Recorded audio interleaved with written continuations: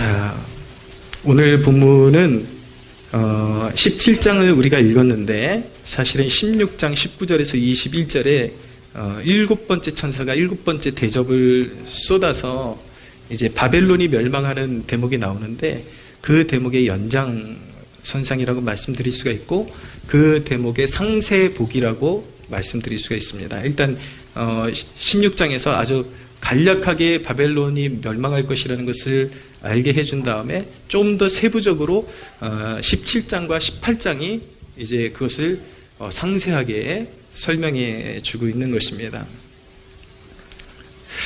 오늘 그 17장의 중심에 큰 음녀라는 존재가 나타나고 있는데 이 큰 음녀가 어떤 존재냐면 바로 바벨론을 말하는 것이고 사도 요한 당시에 바벨론은 로마 제국을 상징하는 것이었습니다. 근데 오늘 말씀을 이렇게 전체적으로 이렇게 균형 있게 바라보고 의미를 거기서 도출을 하면은 그런 세상의 제국에 배어 있는 영적인 가치관을 큰 음녀다라고 그렇게 말씀하고 있는 것입니다. 이 큰 음녀가 오늘 1절에 보니까 많은 물 위에 앉아 있습니다. 성경에서 많은 물은 열방을 말하는 것입니다. 모든 나라, 모든 제국을 말하는 것입니다. 3절에 보면 이 음녀가 붉은빛 짐승을 탔다라고 말씀하고 있습니다.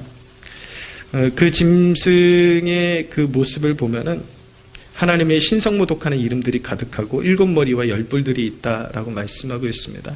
바로 계시록 13장 1절에 나타나는 그런 적그리스도의 모습과 같은 짐승을 지금 보여주고 있는데 이 짐승은 주님을 흉내내는 자이기도 하고 죽었다가 살아난 것처럼 그렇게 흉내내는 자이기도 하고 또 많은 그런 열국들이 아첨하는 어떤 최상위의 권력을 상징하기도 하는 것입니다.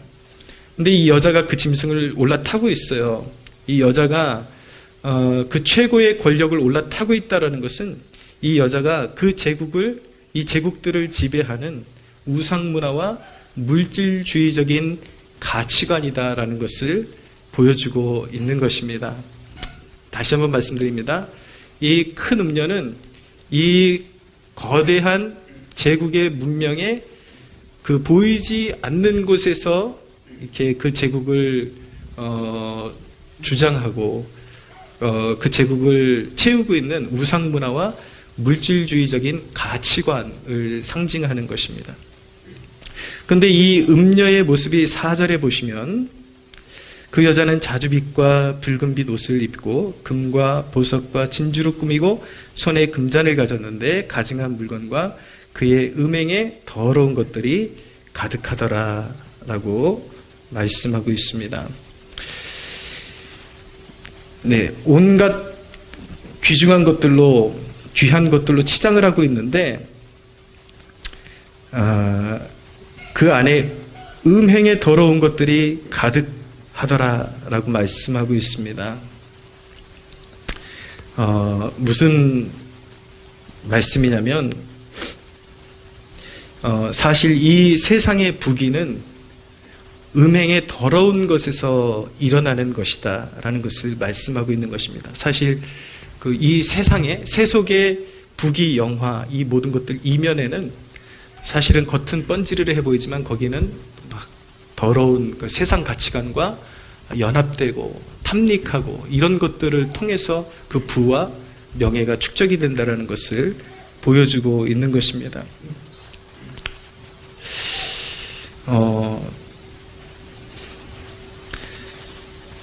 하나님은 우리를 전인적으로 아름답게 사람을 지으셨는데 사탄이 그 아름다움을 다 비틀어 놨습니다. 그래서 사람의 그런 삶의 모습은 전인적인 아름다움이어야 하는데 영혼의 아름다움을 찾지 못한 자들이 소위 말해서 하나님을 알지 못하는 자들이 좋은 차, 좋은 집, 보석 그리고 화려한 스펙에서 자신의 가치를 찾고 거짓 행복에 사로잡히거나 또는 불행해지기도 하는 것입니다. 저는 여러분들이 설교를 들을 때 영적인 그런 균형 감각을 잘 이렇게 섭렵하기를 원합니다. 그러니까 이 본질적인 내용을 설명하기 위해서 이렇게 좋은 차, 좋은 집, 보석, 화려한 스펙, 이런 것들을 사람들이 이런 것들에 목매고 살아간다. 이런 것들이 바로 하나님을 모르는 사람들의 가치관이다. 이렇게 이야기한 이제 그 본질적인 것을 전달하기 위해서 이렇게 설교 메시지를 전달하는데, 이것을 그냥 문자적으로만 단면적으로만 받아들이게 되면은 어떻게 되냐면은 세상에 그런 어떤 덕막 있는 자리에 오른 사람들, 아니면 세상에서 어떤 부자들에 대한 어떤 증오감, 이런 것들이 자꾸 형성돼 가지고, 그래서 이 세대가 이런 영적인 감각을 갖지 못하고 이런 말씀을 나누게 될 때에 자꾸 교회가 좌경화되는 이유가 무엇이냐면, 이 말씀의 속뜻을 이해하지 못하고 표면적인 것들만 머무르기 때문에, 아 그래, 부자들은 우리를 착취하는 자들이고 그런 이제 어떤 상류층에 있는 사람들, 있어 보이는 사람들을 증오하는 그런 풍토가 생겨나거든요. 근데 그런 것을 이야기하는 것이 아니라 자기의 인생의 주권자를 하나님이 아닌 그런 세상의 그런 화려한 것들에 두는 그 모습을 이렇게 표현을 하고 있는 것입니다. 그래서 그들은 그런 것들을, 진짜 내면의 아름다움이 뭔지 모르니까 그런 내면의 아름다움을 통해서 자기의 가치를 추구하려고 하는 것이 아니라 그런 좋은 것들을 통해서 자기를 포장하려고 하죠. 그러나 내면에는 다 썩은 것들만 있는 것입니다. 그래서 그런 것들을 소유하고 있으면 스스로 속이면서 난 진짜 행복한 존재고 누구보다 나는 성공한 사람이야, 그런 거짓 행복감에 사로잡히거나, 아니면 극단적으로 그런 것들을 아무리 취해봐도 여기 아무것도 없구나라는 것을 깨닫고 불행해지기도 하는 것입니다. 양극단으로 이렇게 가게 되는 것입니다. 근데 우리가 이 대목에 있어서 항상 주의해야 되는 것은 세상을 멀리한다라는 그 개념이 가꾸는 것과 그리고 치장하는 것은 개념이 다르다라는 것을 여러분들이 아셔야 합니다. 우리 선교사님들이 정말 비천한 이 땅을 밟았을 때에 이 나라는 세상에서 가장 가난한 나라였고 가장 더러운 나라였습니다.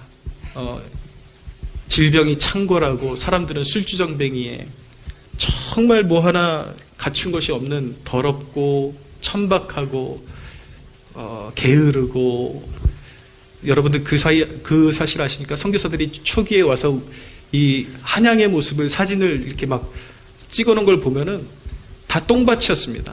얼마나 똥을 넣고 처리할 데가 없어가지고 길바닥에 다 그냥 버려놓고, 아니면 옆에 하천이 다 똥 덩어리고, 그렇게 더러운 나라가 우리 나라였습니다. 정말 소망 없고. 근데 복음의 빛이 비추어지니까, 선교사님들이 복음을 심고 사람들의 의식을 변화시키니까 가난이 사라지고 대체적으로 질병이 사라지고 비참한 헐벗음이 사라지기 시작한 것입니다. 분명한 것은 우리에게는 그런 영적인 허영은 금물이지만 우리는 빛의 자녀들로서 세상을 영적으로 부여하고, 우리가 정말 사명에 충실하게 하나님의 말씀에 성실하게 반응할 때에 하나님께서는 그 민족을 복주신다라는 것을 반드시 기억해야만 하는 것입니다. 할렐루야. 그런데 요는, 오늘 이 본문이 보여주는 것은 결국은 그 큰 음녀는 세상을 부추기는, 제국을 부추기는 그런 물질 문화적인 가치관을 말하는 것이거든요. 그 대목을 통해서 우리는 우리의, 특별히 우리 믿는 자들의 그리스도를 구주로 섬기는 우리 하나님의 자녀들의 삶의 목적이 결코 돈이 되어서는 안 된다라는 것을 배우게 됩니다. 돈이 삶의 목적이 되어서는 안 되는 이유는 무엇입니까? 디모데전서 6장 10절에 돈을 사랑함이 일만하게 뿌리라고 말씀하고 있습니다. 돈을 사랑하게 되면 염려가 많아지고 그 근심이 자기를 찌른다라고 말씀하고 있습니다. 온갖 근심에 사로잡히게 되는 것입니다. 이 부분 참 중요합니다, 여러분. 여러분들의 평생의 신앙생활이 성공적이냐 아니냐를 가늠하는 기준이 될 수 있는데, 여러분들의 신앙의 뿌리를 어디에 두느냐, 이거 참 중요합니다. 여전히 신앙생활하면서 돈에 인생의 가치관을 두고 사는 사람들이 있는데, 반드시 그런 가치관을 음녀라고 말하고 있는 것입니다. 음녀와 연합하면 반드시 망하게 되어 있습니다. 영적으로 망하게 되어 있습니다. 결국은 돈을 사랑하게 되면은 돈을 조절하는 것이 아니라 결국은 숭배하게 되고 결국은 영혼이 망하는 길로 가게 되는 것입니다. 세상 정신은 결코 우리의 신앙과 융화될 수가 없는 것입니다. 세상 정신은 세상을 권력욕과 사치욕으로 물들여가면서 결국 성도들을 핍박하게 하는 것이 세상 정신인 것입니다. 6절을 보십시오. 또 내가 보매 이 여자가 성도들의 피와 예수의 증언들의 피에 취한지라 내가 그 여자를 보고 놀랍게 여기고 크게 놀랍게 여기니 라고 말씀하고 있는 것입니다. 결국은 이런 세상 정신은 사람들로 하여금 세상 것에 가치를 두고 세상 부와 쾌락과 즐거움에 매진하게 만들고 그렇게 만들면서 결국은 그 초점이 교회를 박해하게 하고 성도들로 하여금 사회에서 낙오되게 만들고 성도들을 박해하는 쪽으로 몰고 가는 것입니다. 그것이 음녀가 하는 일인 것입니다. 또 음녀가 핍박하는 일은 무엇이냐면 말 그대로 음녀예요. 창녀를 음녀라 그러잖아요. 우리가 음녀가 그냥 단순히 교회를 핍박하는 것뿐만 아니라 세상의 화려한 문화를 통해서 성도들을 꿰어내서 영적으로 멸망의 길로 그렇게 끌어간다라는 그런 사실을 꼭 기억하셔야만 하는 것입니다. 알곡과 가라지, 하나님의 백성들을 알곡이라 그러고 사탄의 자녀들을 가라지라 그러는데 이 알곡과 가라지는 이 영적인 가치관 속에서 고스란히 드러나게 되어 있는 것입니다. 누가 구원받은 사람인지 아닌지 우리가 100% 속단할 수 없지만 어느 정도는 다 드러나게 되어 있습니다. 그 사람의 삶의 가치관이 바라보는 지향성, 그 방향성, 이런 것들이 그의 존재를 드러내주는 것이죠. 우리가 거듭나는 것을 중생이라 그러잖아요. 하나님의 자녀로 다시 태어나는 것을 중생이라 그러거든요.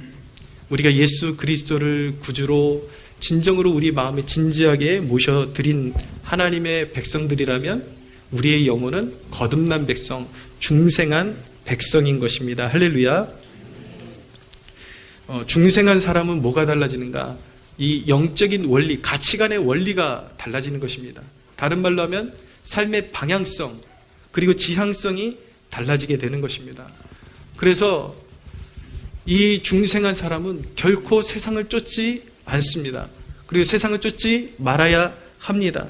이 중생한 사람은 그 영혼이 자기가 하나님의 자녀인 것을 의식하는 그 순간부터 세상이 아무리 화려해 보여도 그러나 자기의 생명의 유익을 위해서 십자가 지시고 부활하신 예수 그리스도, 우리의 구주 되시는, 우리의 목자 되시는 예수님의 음성을 더 소중하게 여길 수 있는 내면의 원리가 작동하고 있는 사람인 것입니다.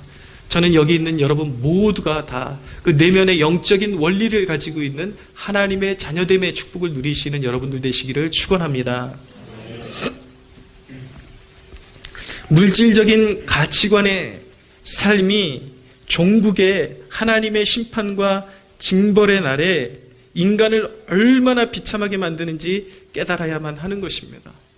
여러분들이 진정으로 하나님의 자녀라는 확신이 있다면 세상 정신을 본받지 말아야 하고 세상 정신을 따라가서는 안 되는 것입니다. 여러분들이 물질관에, 물질욕에 사로잡히고 물질주의에 여러분들의 삶을 정착시킬 때에 결국은 그 모든 것들을 하나님께서 거두시는 날에 비참한 인생으로 드러나게 될 것입니다. 그 대목을 마틴 로이드 존스 목사님은 이렇게 표현했는데 한번 들어보시기를 바랍니다. 전쟁 중에 공습으로 폭탄이 떨어질 때에는 화려한 장신구들은 잊어버리는 편이 낫습니다. 공습 대피 속에서는 공작 부인이나 청소부나 별 차이가 없습니다. 그 모든 것을 요한계시록이 보여주고 있습니다. 하지만 미래에는 상황이 무한히 더 나빠질 것입니다. 조롱을 받을 것이고 진짜 모습인 마녀의 더러움이 만천하에 드러날 것입니다. 화장과 분이 벗겨지고 벌거벗은 추한 모습이 그대로 드러날 것입니다. 바벨론을 위해 살고 바벨론을 신뢰하고 바벨론이 전부라고 말했던 모든 사람의 좌절을 보십시오. 그들에게는 아무것도 남아있지 않습니다. 그들은 모든 것을 잃었습니다. 여러분, 전쟁의 날에 짙은 화장이 무슨 소용이 있겠고, 전쟁의 날에 사람들이 자랑하고 추구하는 세상의 그런 물건들, 먹을거리들이 무슨 자랑거리가 되겠습니까? 우리가 살아있는 이 시즌에 전쟁이 일어나지 않는다 할지라도 영적인 전쟁은 끊임없이 일어나게 되어 있고, 누구나 사망의 문 앞에 서게 되는데, 죽음의 문 앞에 서게 되면은 그 모든 것들, 우리가 이 세상에서 자랑하던, 인간이 이 세상에서 가치를 두고 자랑하던 그 모든 것들이 다 무너지게 되는 것입니다. 그때 여러분, 내 영혼이 하나님 없는 그런 인생임을 발견하게 될 때 얼마나 그 영혼은 곤고할까요? 빈털터리에 사실은 내가 추구하던 것이 아무것도 아니었구라는 것을 뒤늦게 발견하게 될 때 그 인생은 영원한 멸망의 문턱에서 땅을 치며 통곡하는 그런 슬픔을 느끼게 될 것입니다. 신앙의 기만성도 조심해야 합니다. 교회가 타락했다고 비판하지만, 그리고 겉모습적으로는 검소한 행색을 하고 있지만 돈에 매여 있는 사람들이 있습니다. 이런 설교를 들으면 항상 자기는 아니라고 피해가는 사람들이 있습니다. 그러나 그렇지 않습니다. 돈을 사랑하는 것은 단순히 부해 보이는 사람들에게만 돈을 사랑하는 증상이 있는 것이 아니라, 가난한 사람들도 작은 돈 몇 푼에 생명 걸고 그들이 하나님께 나오지 않는 이유는 다 돈 때문이라는 것을 알게 되는 것입니다. 어떻게 보면 되게 검소한 사람 같은데 자신은 돈에만 혈안이 되어서 하나님께 봉사하지도 않고 봉사하는 것을 귀찮은 것으로 여기는 사람들도 있고, 또 교회가 함께 모이는 기도회에 한 번 참여하지 않는 사람들이 있습니다. 얼핏 검소한 것 같고, 얼핏 보기에는 되게 거룩한 것 같고, 늘 교회가 불을 지향한다, 타락했다, 그렇게 지적은 할 줄 알지만 사실은 자기 자신이 매우 세속적인 사람이라는 것을 애써서 감추고 있는 것입니다. 우리가 하나님의 말씀 앞에서 정말 정직해져야만 하는 것입니다. 돈을 사랑하는 것은요, 어디 정말 상류층에만 속하고 우리가 보기에 어떤 높은 자리에 오른 사람들의 그런 이야기가 아닙니다. 돈을 사랑한다라는 것은 정말 가난한 사람들도 그 돈 때문에 하나님을 멀리하고 돈 때문에 멸망의 길로 걷고 있는 사람들이 부지기수로 많다라는 것을 여러분들이 깨달을 수가 있어야 하는 것입니다. 여러분들이 하나님께로 가까이 나가지 못하는 이유가 무엇인지 냉정하게 그렇게 살필 수가 있어야 하는 것입니다. 또한 어떤 이들 같은 경우는 필요 이상으로 겉에 치장을 하면서 내면이 중요하지 뭐가 그렇게 거칠애가 중요해? 겉으로 절제하는 게 뭐가 그렇게 중요해? 세상 다 따라가면서도 내면만 하나님 사랑하면 되지, 이렇게 말하는 사람들이 있을지도 모르겠지만 이것 또한 영적인 기만이라는 사실을 잊지 말아야 하는 것입니다. 디모데전서 2장 9절에서 10절은 이렇게 말씀합니다. 또 이와 같이 여자들도 단정하게 옷을 입으며 소박함과 정절로서 자기를 단장하고 따은 머리와 금이나 진주나 값진 옷으로 하지 말고 오직 선행으로 하기를 원하노라. 이것이 하나님을 경외한다 하는 자들에게 마땅한 것이니라 라고 말씀하고 있습니다. 이 말씀이 어찌 여자들에게만 해당되는 말씀이겠습니까? 남자들에게도 해당되는 말씀인 것입니다. 여러분, 이 말씀이 머리 땄지 말라는 말씀이 아니라는 것은 아시겠죠? 그것까지 제가 설명해 드려야 되나요? 그런 말씀, 항상 제가 말하지만 성경 말씀을 배울 때 그 본문에 주시는 하나님의 마음, 메시지가 무엇이냐, 그것에 관심을 기울여야 하는 것입니다. 너무 자기를 치장하는 데 혈안이 되지 말고 그것보다도 내면에 하나님을 향한 열망과 아름다운 성품을 가지고 하나님의 마음으로 선을 베푸는 그러한 삶을 더 소중히 여기라는 메시지인 것입니다. 할렐루야. 16절을 보십시오. 16절을 보시면 내가 본 바 이 열불과 짐승은, 이 열불은 이제 열국을 상징하는 것이고 세상 권세자들을 상징하는 것이지만 열국을 상징하는 것입니다. 이 열불과 짐승은 음녀를 미워하여 망하게 하고 벌거벗게 하고 그의 살을 먹고 불로 아주 사르리라 라고 말씀하고 있습니다. 이상하죠? 이들은 사실은 같은 그런 뿌리에서 나온 존재들이거든요. 이들의 그 뿌리는 마귀에게 있는 것입니다. 이 음녀도 마귀에게서 나온 것이고 이 열불과 짐승도 마귀에게서 나온 것인데, 희한하게 오늘 말씀해 보니까 열불과 짐승이 이 음녀를 갈기갈기 다 찢어버리고 불로 살라버립니다. 어찌 된 것일까요? 여러분, 우리는 역사를 고찰해 보면 이것이 진리이다라는 것을 발견하게 되는데, 우리는 역사 속에서 권력욕에 사로잡힌 자들이 화려한 문명을 초토화시키는 것을 보게 됩니다. 독재자들이 일어나고 권력자들이 일어나서 자신들의 권력욕을 성취하기 위해서 잘 살고 있는 평화로운 나라들을 침공하고, 그 침공을 통해서 화려하게 뻗어나가고 있던 인류의 문명이 갑자기 추락하게 되고 불덩어리가 되고 화염에 휩싸이는 것을 우리는 경험하게 되죠. 그럴 때 우리는 말합니다. 저 악인들이 무고하고 평화로운 나라를 공격한다라고 그렇게 말을 합니다. 그런데 성경적으로는 전혀 그렇지 않습니다. 왜 그 화려한 문명이 심판을 받을 수밖에 없는가? 끊임없이 돌아오라고 경고를 계속 하나님께서 선지자들과 사도들과 목회자들을 통해서 하나님께서 계속 경고를 하셨음에도 불구하고 화려한 문명을 신으로 삼고, 다른 말로 표현하면 큰 음녀를 신으로 삼고 우상으로 삼고 살아가던 인류를 향한 하나님의 정당한 심판인 것입니다. 하나님께서 악인들을 끌어오셔서 악한 세상을 벌하시는 것입니다. 우리가 선과 악을 구별할 때 이 부분을 참 조심해야 됩니다. 우리는 우리가 볼 때 우리의 어떤 도덕적인 가치관으로 이것은 선에 속한 나라, 저기는 악에 속한 나라, 이렇게 판단하지만 하나님의 속성은, 하나님은 그렇게 보시지 않는다라는 거예요.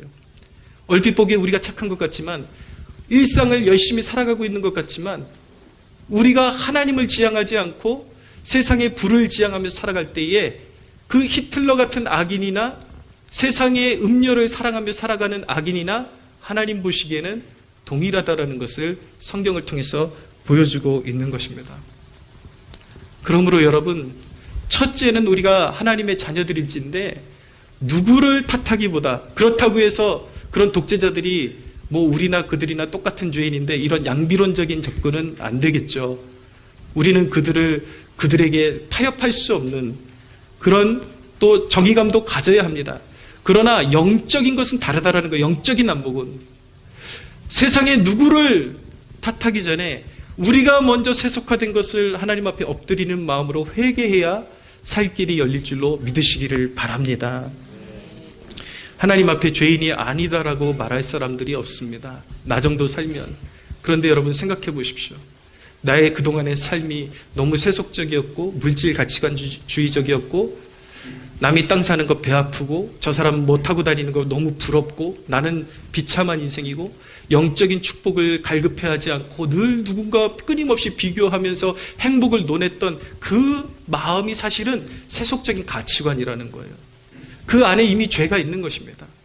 하나님으로 만족하지 못하는 모든 것이 죄라는 사실을 깨달아야 하는 것입니다. 사랑하는 여러분, 우리의 과제가 있는데 우리는 음녀에게 휩쓸리지 않는 삶을 살아야 할 줄로 믿습니다.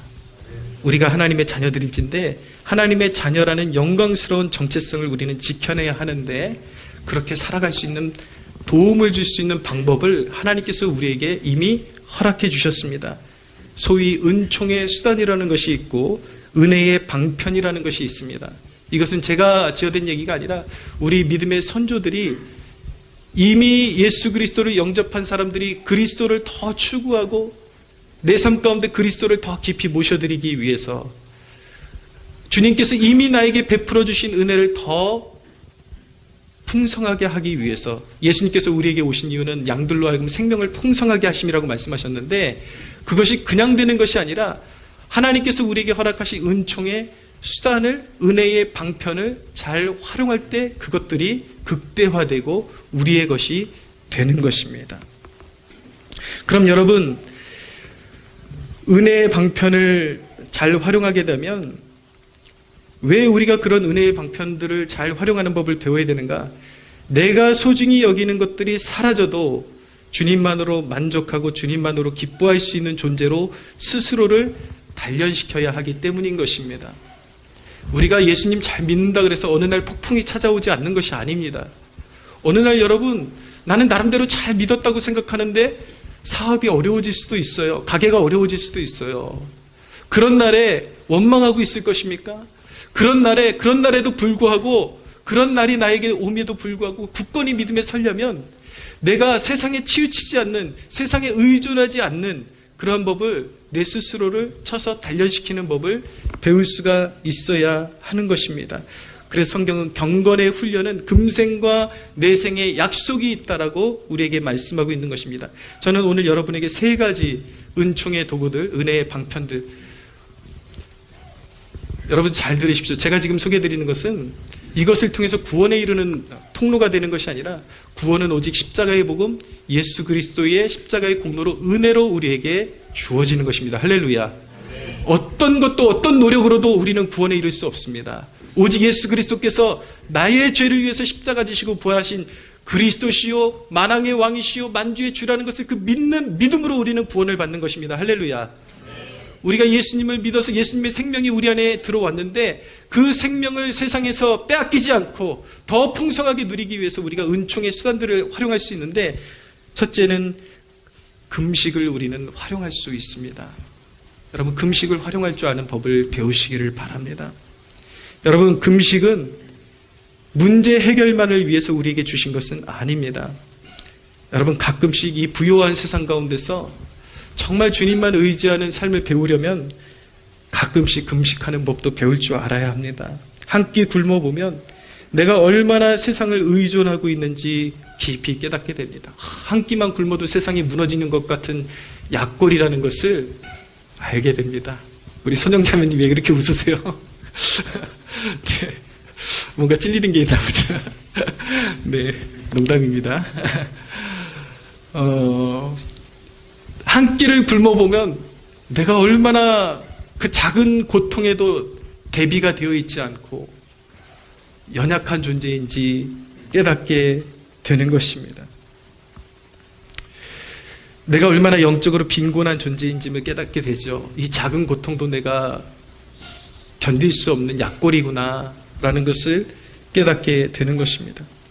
그래서 배고픔 속에서 하나님께로 집중하는 그 시간을 통해서 비로소 사람이 떡으로만 사는 것이 아님을 배우고, 빈곤 속에서도 감사할 수 있는 사람으로, 영적으로 강인한 사람으로 그렇게 세워져 가게 되는 것입니다. 할렐루야.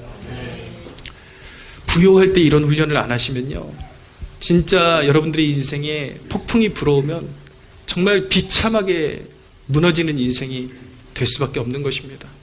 그래서 자기를 낮추고 내가 세상 의존적인 사람이 될 수 없다라는 것을 계속 그런 자기를 단련하면서 주님과 더 가까이 하는 훈련이 되어야 하는 것입니다. 두 번째는 11조입니다. 이 11조는 물질 가치관을 버리는 가장 기초적인 훈련입니다. 요즘 11조에 대한 논쟁이 되게 많습니다. 저는 이것이 나중에 이것만 집중적으로 한번 설교를 할 생각을 가지고 있는데, 오늘은 이것이 신학적이냐 아니냐 그것을 떠나서 분명히 하나님께서 이 은총의 도구를 우리에게 허락하셨을 때에 우리 영혼에 무언가 이롭기 때문에 허락하신 것이라는 것을 우리가 깨달을 수가 있어야 하는 것입니다.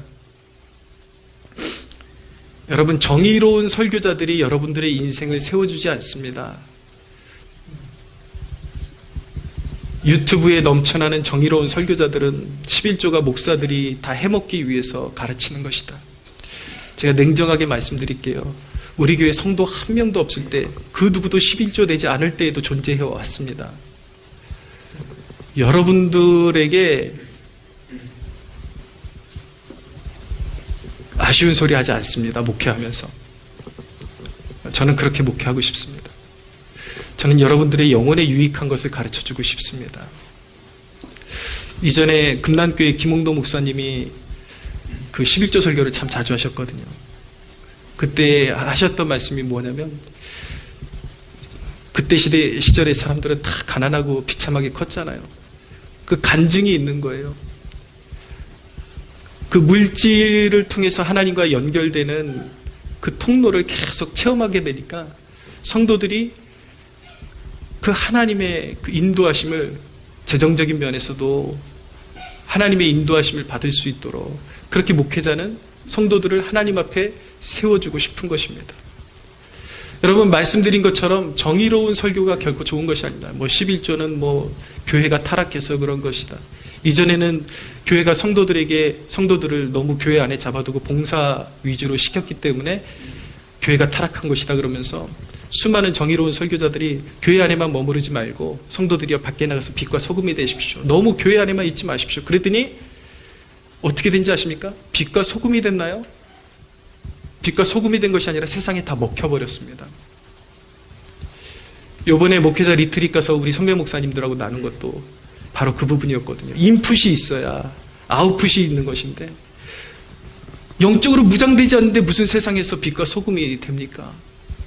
정말 바닥에 뜨겁게 무릎 꿇고 앉아서 하나님 앞에 부르짖고 눈물로 땅을 적시고, 그래야 영적으로 강해지고 세상에 나가서 빛과 소금이 될 수 있는데, 정의로운 설교자들이 아니다, 목회자들이 잘못 가르쳤다, 당신들 다 잡아두고 여기서 봉사시키려고 이용해 먹으려고 목사들이 그렇게 하는 거다, 요딴 식으로 가르쳐가지고 우리 세대, 이 젊은 세대들이 교회의 소중함을 알지 못하고 밖으로 다 흩어지기 시작하면서 세상의 빛과 소금이 된 것이 아니라 세상에 다 먹혀버렸습니다. 사랑하는 여러분, 유행을 타는 메시지에 귀를 기울이지 마시고 하나님께서 여러분들을 생각하시는 그 마음을 이해할 수 있는 복된 성도들 되시기를 축원합니다. 할렐루야. 여러분, 어떤 사람들은 자기 주변에 있는 사람들, 사치스러운 거, 이런 것들은 비판할 줄 알지만 자신은 10분의 1도 드리지 못하는 사람들이 있는데, 그것은요, 자신 또한 돈을 의존한다는 뜻인 것입니다. 자기가 비판하는 사람들이 돈을 자랑하고 물질을 자랑하며 살고 있듯이 사실은 자기 자신도 돈에 똑같이 매여 있는 것입니다. 냉정하게 말하지만 하나님께서 주시는 물질 가운데 10분의 1도 떼어놓지 못하는 것은 아직 주인을 바꾼 것이 아닙니다. 종교개혁자 존 칼빈도 11조에 관해서 가르칠 때에 교회가 11조를 모아가지고 타락한 것에 포커스를 맞추지 말고 그것을 어떻게 해서든 정직하게 올바르게 사용할 수 있도록 개혁을 시켜야지 11조를 없애면 안 된다. 오히려 서민들은 11조를 낼 수 있어야 되고 자기 경제적으로 더 사회적으로 자기가 더 부유한 층에 속했다고 하는 사람들은 11조 그 이상으로 하나님 앞에 헌신할 수 있어야 한다라고 가르친 것입니다. 사랑하는 여러분, 물질에 여러분들의 인생의 기초를 놓지 마시고 하나님께 여러분들의 인생의 기초를 놓는 법을 배우시기를 바랍니다. 할렐루야. 11조보다 더 깊은 것을 여러분들에게 제안해드리면 때때로 권리를 포기하는 법도 배우십시오. 때때로 내가 누릴 수 있는 소중한 기회들 있잖아요. 무슨 해외로 여행 갈 수 있는 기회, 그리고 새로운 어떤 물건을 살 수 있는 기회를 하나님께 드리는 법을 배우십시오. 여러분, 하나님 앞에 자신을 드리고 포기하면 하나님께서 그것을 빼앗아 가시는 것이 아니라 그 축복이 배가 되게 하시는 것입니다. 제가 여러분들 수요일날 설교하면서 우리 교회에 축복을 주시면 은혜와 진리교회, 우리 거는 재정이 안 차면 우리 거는 덮어두더라도 그 교회의 간판 먼저 해주고 싶다라고 제가 말씀드린 거 기억하실 거예요. 근데 여러분, 정말 저는 진심이었습니다. 우리 교회 성도들끼리 그냥 본어게인 교회라고 부르면 되지 굳이 간판 천천히 바꿔도 되니까 그게 중요한 게 아니에요. 근데 남의 교회는 너무 그 모습이 너무 속상한 거예요. 그래서 하나님 앞에 그쪽에 먼저 우선순위를 두겠습니다라고 우리 것을 완전히 내려놓았을 때 하나님께서 주신 축복은 무엇이냐면 두 곳을 다 할 수 있는 축복을 허락해 주시는 것입니다. 할렐루야. 그런 간증들이 있어야 돼요. 정말 내게 소중한 것들을 하나님 앞에 내려놓고 내가 썩어지는 밀알이 될 때 그것을 통해서 서로 가난해지게 만드는 것이 아니라 함께 풍성해지게 만드는 것이 하나님 나라의 원칙이라는 것을 꼭 배울 수 있는 여러분들 되시기를 축원합니다. 고린도후서 8장 13절은 이렇게 말씀합니다. 이는 다른 사람들은 평안하게 하고 너희는 곤고하게 하려는 것이 아니요 균등하게 하려는 것이다. 하나님 나라의 원리는 내 것을 내려놓으면 내가 빈약해지고 빈곤해진 것이 아니라 마침내 그러나 오해는 하지 마십시오. 돈 넣고 돈 먹기식으로 지금 헌신한다고 해서 하나님께서 바로바로 채워주시는 게 아니에요. 하나님의 때에 가장 탁월한 방법으로 하나님께서는 그 축복이 배가 되게 하시는 놀라운 응답을 주실 것입니다. 할렐루야. 세 번째로 고립과 은둔의 시간을 배우십시오. 아무것도 하지 않고 하나님만 바라보는 시간을 가지십시오. 쉬지 않고 달려가는 것은요, 전형적인 에서의 삶인 것입니다. 내가 잘났다고 그렇게 살아가는 거예요. 여러분, 우리가 배워야 되는 것은요, 왜 쉬는 시간을 배워야 되냐면 내가 하나님만 바라보는 그 순간에도 나를 위해 일하시는 하나님을 경험해야만 하는 것입니다. 우리는 착각하거든요. 내가 쉬지 않고 달려가야 일이 이루어질 것 같다고. 그러나 내게 소중한 시간을 떼어서 하나님의 영광을 위해서 드릴 때 내가 내 일을 잠깐 손 놓고 있음에도 불구하고 내 일을 더 충족시키시고 내 일을 돌보아 주시는 하나님의 역사를 경험하게 될 때에 우리는 하나님을 향한 신뢰가 더욱더 커지게 되고 영적인 삶은 더욱더 풍성하게 되는 것입니다. 할렐루야. 가장 바쁜 일상을 잘라서 하나님의 눈물이 있는 곳을 섬기는 것입니다. 하나님께 기쁨이 되고 여러분들의 삶에 부요함이 될 것입니다. 우리의 영혼의 유익을 위해서 세상 것을 다 버리고 떠날 준비를 그렇게 배우는 것입니다. 할렐루야. 사랑하는 여러분, 이제 정리합니다. 돈을 벌지만 돈 위에 서십시오. 할렐루야. 모든 유익한 것을 내려놓을 준비를 해야 합니다. 이 영적인 훈련을 통해서 우리는 언제든지 이 모든 것을 잃을 수도 있고 두고 떠날 준비를 해야 된다는 것을 각인시키는 것입니다. 여러분, 이것저것 필요에 의해서 우리는 사기도 하지만 한편으로는 모든 것을 버려야 하는 것입니다. 이 모든 메시지의 요점은 예수를 얻는 것입니다. 잘 들으십시오, 여러분. 예수님 안에서 돈을 버십시오. 그러나 그 돈이 예수님을 가릴 조짐이 보이면 그것은 가지쳐 버려야 하는 것입니다. 여러분, 그러나 기억하십시오. 우리의 목적은 단순히 버리는 것이 아닙니다. 그 모든 것은 예수만을 얻기 위한 것입니다. 할렐루야. 금식하는 것은 세상 사람들처럼 도 닦는 게 아니에요. 11조하고 그리고 은둔의 시간을 가지라는 것은 도 닦기 위해서 하는 것이 아닙니다. 그것을 통해서 예수의 생명으로 풍성해지기 위해서 그 일을 선택하는 것입니다. 할렐루야. 사랑하는 여러분, 이 사람이 참으로 우리가 금식도 하고 이런 것들을 병행하는데 그런 방법들을 잘 활용하고 있는지 체크할 수 있는 한 가지 기준은 무엇이냐면 바로 기쁨입니다. 여러분, 어떤 사람들은요, 그런 훈련을 할수록 피골이 상접한 사람들이 있습니다. 막 자기를 고통스럽게 하고, 고통을 위해서 그것을 하는 것이 아닙니다. 여러분, 잘 기억하셔야 돼요. 예수를 얻기 위해서 하는 것입니다. 여러분, 예수로 말미암은 영적인 활력과 만족과 솟구치는 긍휼, 그것을 소유하는 여러분들 되시기를 축원합니다. 네. 금식을 통해서 우리가 바라봐야 되는 것은 오직 예수, 예수의 생명, 그 모든 것들을 통해서 주님만이 나의 삶의 목적지요, 나의 삶의 활력임을 배우게 하소서. 끊임없이 주님 앞에 나아갈 수 있는 여러분들 되시기를 주님의 이름으로 축원합니다. 우리 하나님께 영광의 박수 올려드리겠습니다.